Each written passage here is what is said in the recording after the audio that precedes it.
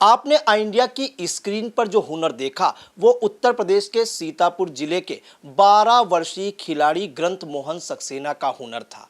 आपको बता दें कि ग्रंथ मोहन सक्सेना ने नानचाकू प्रतियोगिता में पूरे एशिया में चौथा स्थान प्राप्त कर सीतापुर का नाम फलक पर पहुंचा दिया है। हम ग्रंथ मोहन सक्सेना से बात करेंगे कि उनके अंदर कैसे ये हुनर आया, जज्बा आया कि इन्होंने इस खेल को चुना और अभी तक वो किन किन प्रतियोगिताओं में प्रतिभाग कर चुके हैं। तो पहले तो बहुत बहुत बधाई आपको ग्रंथ। ये बताइए कि ये जो प्रतियोगिता हुई थी नानचाकू प्रतियोगिता, इसमें कैसे आप चौथे नंबर पर आए? इसमें मतलब बहुत सारे खिलाड़ी थे जिनसे जीतना बहुत मुश्किल था, लेकिन मेरे फादर सूरत मोहन सक्सेना ने एक कोच की तरह मेरा साथ निभाया और आज इस मुकाम को मैं हासिल कर पाया हूँ। बच्चे अगर देखें आजकल तो सबसे ज़्यादा अगर देखा जाए क्रेज़ तो क्रिकेट का है, टेनिस भी खेलते हैं, फुटबॉल भी खेलते हैं। आपने बिल्कुल अलग एक स्पोर्ट चुना, ताइक्वांडो और नानचाकू। तो नानचाकू ही क्यों चुना? किसी को देख के आप मोटिवेट हुए या घर से आपको मोटिवेशन मिला? ये बात पुरानी है, 2 साल पुरानी। मेरे पापा दुकान से एक नूनचाकू खरीद के लाए थे, तो मैंने जब उसे चलाया तो उन्होंने बोला कि ये मत चलाओ, इससे चोट लगेगी। तो मैंने चुपचाप से खेला, इसको परफॉर्म किया और मैं thanks to nunchaku association of India कि उन्होंने मुझे खेलने का मौका दिया और ऐसे मैं खेल पाया। अभी अगर देखें तो किस क्लास में आप पढ़ रहे हैं, किस स्कूल में, और फ्यूचर में क्या बनना चाहते हैं?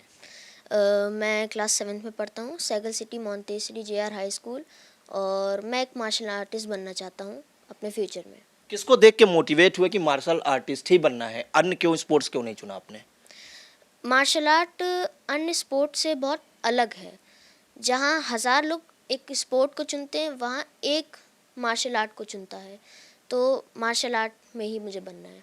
जिसमें आप चौथे नंबर पर आए हैं एशिया में, ननचाकू प्रतियोगिता, ये कहाँ हुई थी? ये ऑनलाइन प्रतियोगिता थी और कैसे जीते आप इस प्रतियोगिता में?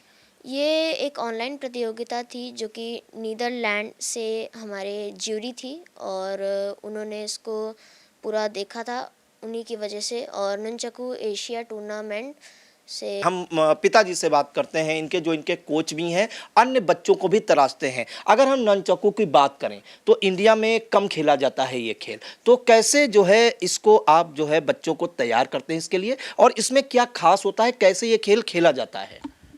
देखिए, बात करें तो पहले एक ज़माना था जब ताइक्वांडो बहुत टिपिकल चीज़ हुआ करती थी और बहुत ही रफ़ ताइक्वांडो होता था, और ननचाकू उसका एक पार्ट था। ननचाकू कराटे का भी पार्ट था। तो मैं यहाँ विनोद यादव सर से मैं सीखता था, तो ननचाकू की भी थोड़ी बहुत ट्रेनिंग होती थी। और ननचाकू एक बहुत ही तगड़ा वेपन है जो कि स्ट्रीट फाइट और सेल्फ डिफेंस के लिए बहुत अच्छी चीज़ थी। फिर धीमे धीमे कुछ इससे मिसहैपनिंग्स होना शुरू हुई, मेटल से, लकड़ी वाले से, तो उसके चलते इसको लोगों ने झगड़े का साधन बना लिया था। तो फिर ये काफ़ी इसको ताइक्वांडो में बैन कर दिया गया। लेकिन काफ़ी एक लंबा समय चला कि ननचाकू बिल्कुल मार्केट से गायब हो चुका था। तो फिर वापस से हमारे ननचाकू एसोसिएशन ऑफ इंडिया ने ये वर्ल्ड ननचाकू एसोसिएशन का यहाँ पे उन्होंने एफिलिएशन लिया और इस गेम को all over India as a sport कराया है, जिसमें कि आप ये देख सकते हैं ये फोम वाले ननचाकू हैं। अब ये देखिए हमारे एसोसिएशन द्वारा बनाए गए सेफ्टी ननचाकू हैं, तो जब फाइट वगैरह है तो इनसे चोट नहीं लगती है और बच्चों को हम लोग यही देते हैं। लेकिन वहीं अगर बात करें हम कि महिला सुरक्षा पे भी हम वर्क कर रहे हैं, हम महिलाओं को हम ननचाकू में ट्रेनिंग दे रहे हैं।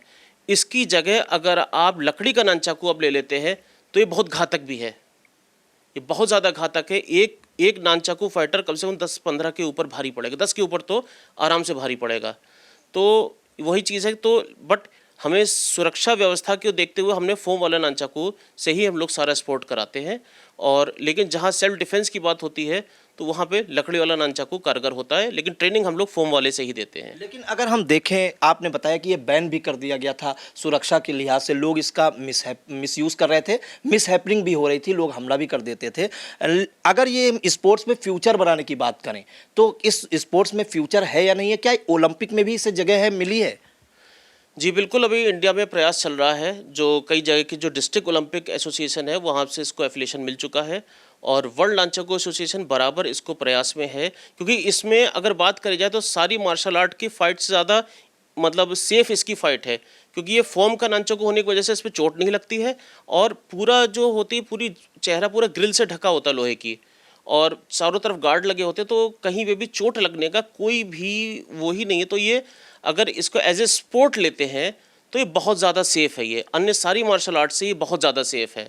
इसमें चोट अभी तक ऑल ओवर कहा जाए जो कुमीते फाइट होती है, जो फोम वाले नंचाकू से करी जाती है, तो अभी तक कोई भी चोट का या किसी भी चीज़ का कोई भी केस अभी तक नहीं आया है। जबकि अन्य मार्शल आर्ट में नाम नहीं लूँगा, बट उसमें बहुत ज़्यादा फेटल इंजरीज हो चुकी हैं।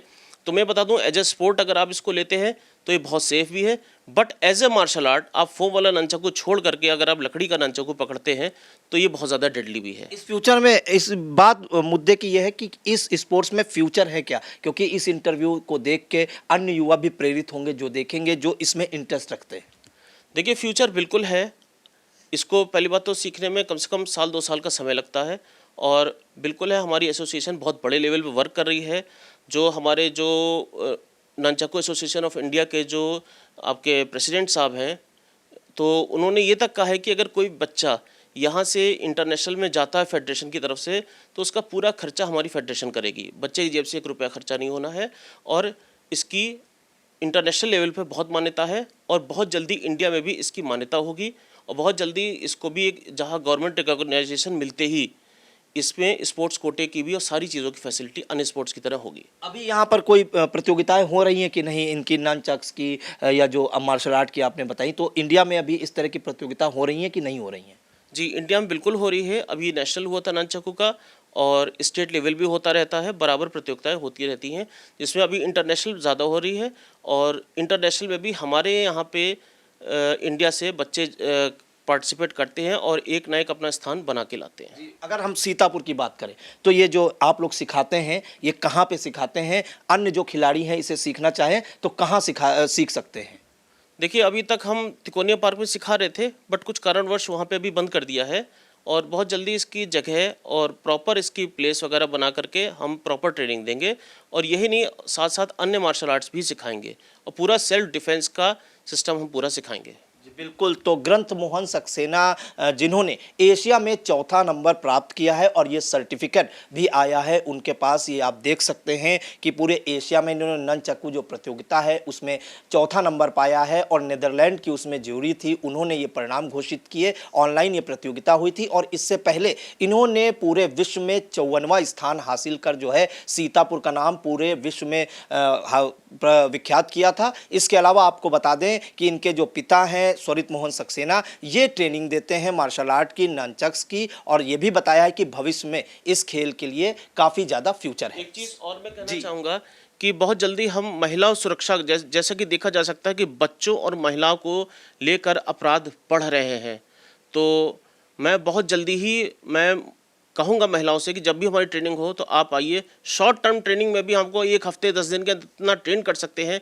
कि आपके ऊपर अगर कोई किसी तरीके का खतरा आता है तो आप लकड़ी वाला नंचाकू यूज़ करके आप अपने आप को सेल्फ डिफेंस कर सकते हैं।